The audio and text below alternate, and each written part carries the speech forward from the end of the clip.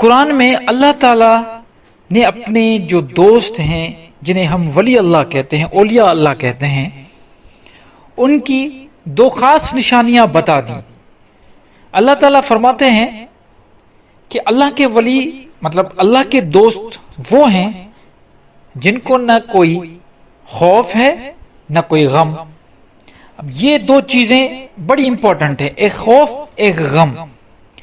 جب ہم اس پہ سوچیں گے تو ہمیں پتہ چلے گا کہ یہ جو اللہ کے چنے ہوئے لوگ ہیں جنہیں ہم ولی اللہ کہتے ہیں، اور ان کا جو مقام ہے وہ اتنا اونچا کیسے ہو گیا، صرف ان دو چیزوں کی وجہ سے، اور وہ دو نشانیوں کی وجہ سے۔ اور وہ دو نشانیاں آپ کو سننے میں بڑی آسان سی لگیں گی، لیکن جب اس پہ تھوڑا ڈسکس کریں گے تو پتہ چلے گا۔ دیکھیے، خوف کا مطلب ہے ولا خوف، وہ خوف نہیں کریں گے۔ خوف کا مطلب ہے کہ ان کو کسی چیز کا خوف نہیں ہوگا سوائے اللہ کے۔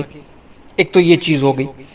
دوسرا، ان کو جو زندگی کے ہمارے معاملات ہیں، جو ہم صبح سے لے کے رات تک جب ہم چلتے ہیں، یا ہم اگر اپنی پوری زندگی کو دیکھیں تو ہم اپنی پوری زندگی مختلف جو ڈر اور خوف میں گزار دیتے ہیں۔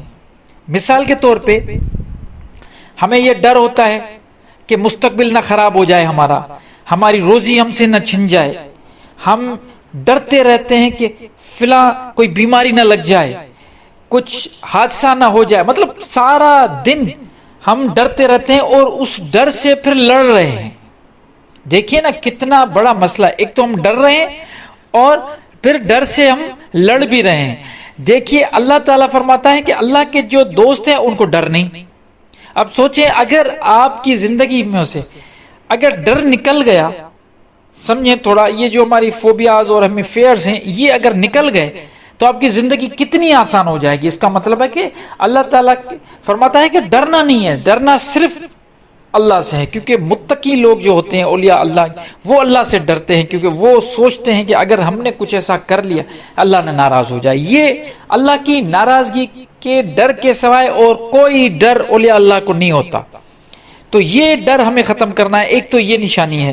دوسری، ان کو ایک تو ڈر نہیں ہوتا خوف، اور دوسرا وہ غمگین نہیں ہوتے۔ اب غمگین کا مطلب یہ نہیں کہ وہ روتے نہیں یا وہ ایسی بات نہیں، اس کا مطلب یہ ہے، اس کی جو فلسفی ہے وہ یہ ہے کہ ہم اب اپنے آپ پہ سوچتے ہیں۔ ہم جو عام لوگ ہیں وہ کیا کرتے ہیں، چھوٹی چھوٹی باتوں پہ غمگین ہو جاتے ہیں۔ ایک تو ہم ڈرتے ہیں، پھر چھوٹی چھوٹی باتوں پہ ہم غمگین ہو جاتے ہیں، پھر سر پہ ہاتھ لگائے کہتے ہیں کہ کاش ایسا ہوتا تو یہ ہو جاتا، یہ میری قسمت خراب، یہ میری قسمت میں تھا لیکن میں نے اس وقت کیوں نہیں آنکھ اپنی کھولی، اگر میں اس وقت یہ کام کر لیتا تو مجھے یہ چیز مل جاتی، فلاں جو چیز ہے وہ میرے لیے تھی، اگر میں اس کے لیے یہ کرتا وہ کرتا۔ یا پھر کہتے ہیں اپنی ناکامیاں پھر ہم کیا کرتے ہیں ایک دوسرے پہ لگا دیتے ہیں کہ اس کی وجہ سے میرے ساتھ یہ ہو گیا، فلاں نے مجھ پہ تعویذ کر لیے، فلاں نے میرے پہ جادو، کالا جادو، سفلی علم کر دیا۔ ہم ساری زندگی اسی جو مختلف قسم کے غم ہیں اس میں گزار دیتے ہیں۔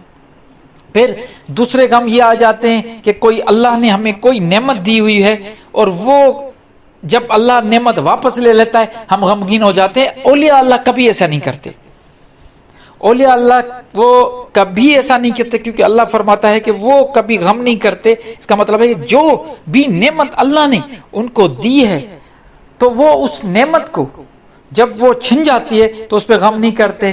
وہ کہتے ہیں کہ ہم لے کے کیا آئے تھے اور لے کر کیا جائیں گے، ہم خالی ہاتھ آئے خالی ہاتھ ہی جائیں گے۔ اس دنیا میں جو کچھ دیا اللہ نے مجھے اس کا شکر، جو نہ دیا اس کا بھی شکر، جو کچھ ہمارے پاس ہے اس کا تو ہم شکر کرتے ہیں، جو کچھ نہیں ہے اس کا بھی وہ شکر کرتے ہیں کہ ہو سکتا ہے جو کچھ اللہ نے ہم سے واپس لے لیا وہ ہمارے ہی لیے کچھ نہ کچھ بھلائی ہے، اس لیے اللہ تعالی نے واپس کر دیا۔